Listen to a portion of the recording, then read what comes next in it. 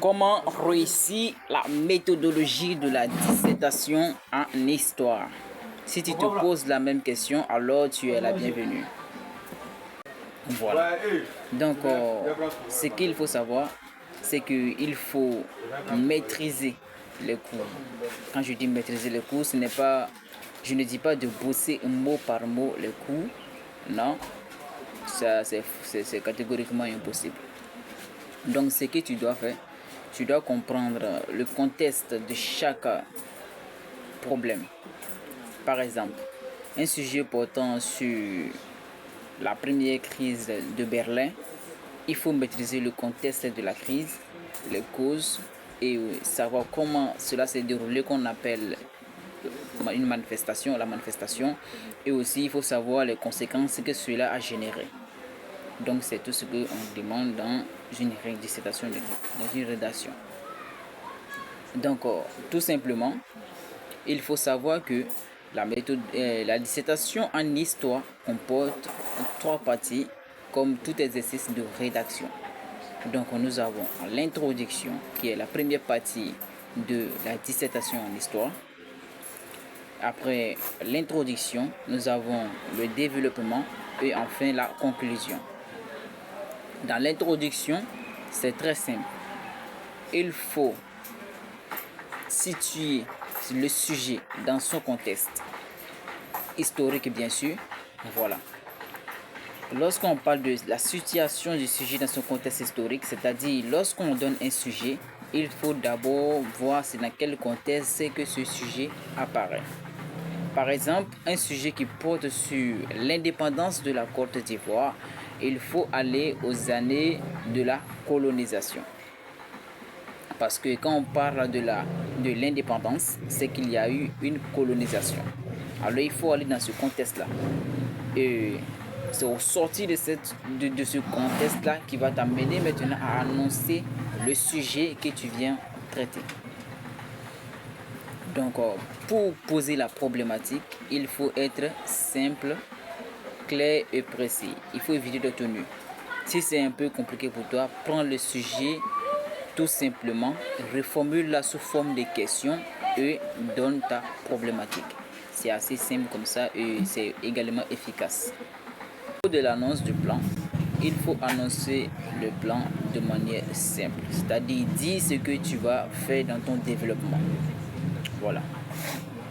Il ne faut pas se compliquer la tâche, il faut aller d'une manière simple et surtout sois précis dans ce que tu dis, c'est très important.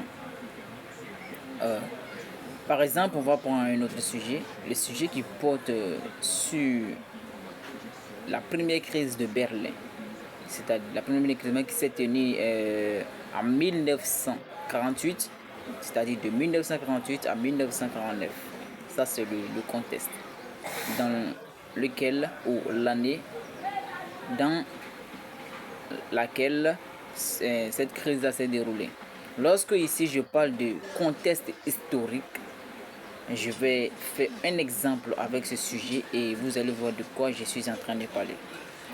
Donc, je vais dire que au lendemain de la Seconde Guerre mondiale, deux superpuissances opposées, c'est-à-dire les États-Unis et l'URSS, vont se battre. C'est-à-dire qu'ils seront confrontés, mais de manière indirecte, c'est-à-dire sans l'utilisation des armes nucléaires.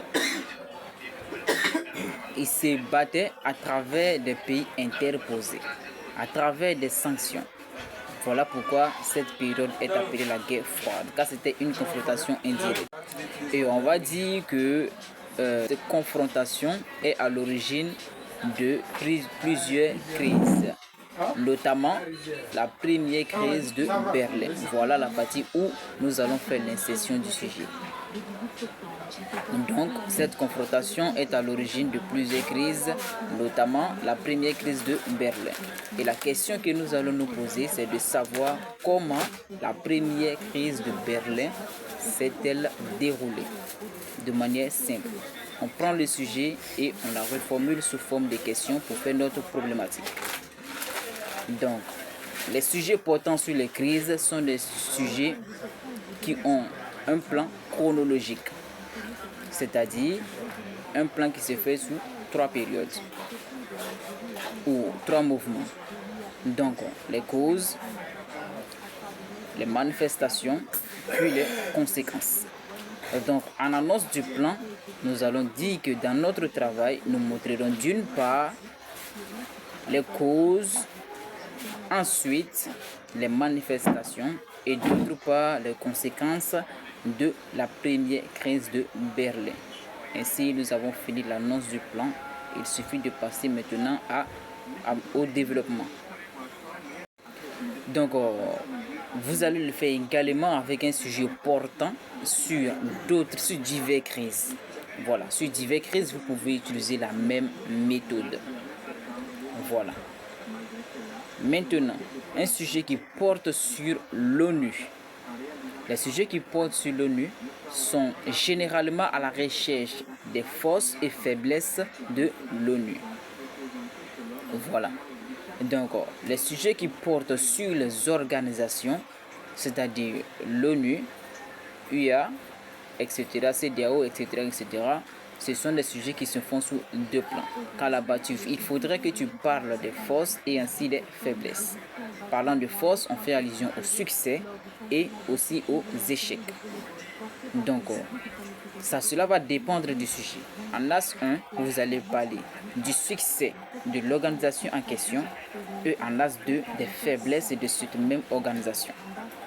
Par exemple, avec un sujet portant sur l'ONU, le sujet dit, sujet, 2 points, les atouts et faiblesses de l'ONU. Dans un tel sujet, déjà nous avons le plan. Le sujet nous dit quoi? Les atouts qui sont les succès et faiblesses qui sont les échecs. Donc en As 1, on va parler du succès de l'ONU et en As 2, on va parler de son échec ou de sa faiblesse. Donc le sujet est simple et précis déjà. Donc c'est comme ça que vous devez procéder simplement. Voilà. D'une manière simple, c'est comme ça qu'il faut procéder.